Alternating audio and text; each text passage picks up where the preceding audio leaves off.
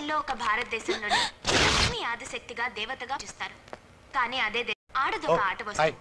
అందుకు నిదర్శనమే Bhavani murder mystery. Coffee దొరుకుతుందా? Blind స్కూల్లో అమ్మాయి రేప్, అమాయకులైన అమ్మాయిల్ని అమ్మేయడం. ఓహో, కోర్టులో జరిగిన దాని గురించా? ఏం చేయను? 3 నెలల గర్భవతి నా చెల్లెలు, దాన్ని కాల్చి చంపేశారు. న్యాయం కోసం పోలీస్ స్టేషన్కి వెళ్తే 1,00,000 ఇప్పిస్తానన్నాడు.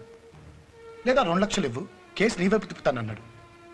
ఆ లాయరు ఇంటికొచ్చి మరి సచ్చిందేదో చచ్చిందివాయా, మళ్ళీ తిరిగి వస్తుందా, 3 లక్షలు ఇప్పిస్తాను, దబ్బక్కడికి వస్తుంది అన్నాడు.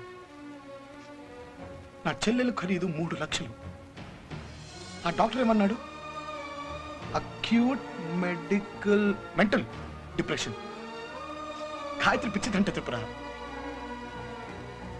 డబ్బు కోసం వాళ్ళని వాళ్లే అమ్మేసుకుంటున్నారు. కోర్టులు పోలీస్ స్టేషన్లే ఇలా తయారవుతే ఇంకెక్కడికి వెళ్తాం? ఇంతకన్నా ఏం చేస్తాం? ఇదేంటో తెలుసా?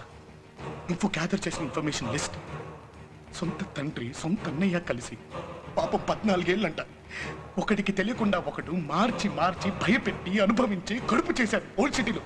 మరి ఇంకో చోట హాస్పిటల్కి ఎక్స్రే కోసం వస్తే బట్టలు ఇప్పితే కానీ ఫోటోలు పడవని చెప్పి బట్టలు ఇప్పించి సెల్ ఫోన్లతో ఫోటో తీశాడు ఒక డాక్టర్. Gastroenterologist America return.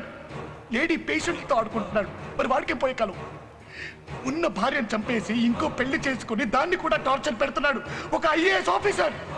అరే పెళ్ళాన్ని తగలెట్టేసిన వాడు ఒకడు. ట్యూషన్కి ఇంటికి వస్తే అమ్మాయిల్ని మాయం చేసిన ఒక లెక్చరర్.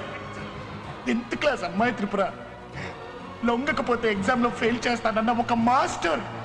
పల్లెటూరు నుంచి సిటీకి వచ్చిన అమ్మాయిని బ్రోతలోజులకు అమ్మేస్తున్నాం ఒక ఆటో డ్రైవర్. మరి అదే అమ్మాయిల్ని బాంబేకి, ఢిల్లీకి, క్యాల్కటాకి అమ్మేస్తున్నాం ఒక కార్పొరేటర్. చాలా మంది రాక్షసులు ఉన్నారు త్రిపుర. చిన్న పిల్లలు ఉన్నారు. చాలా మంది గాయత్రులు ఉన్నారు. నువ్వు మాట్లాడిగా గుర్తుందా?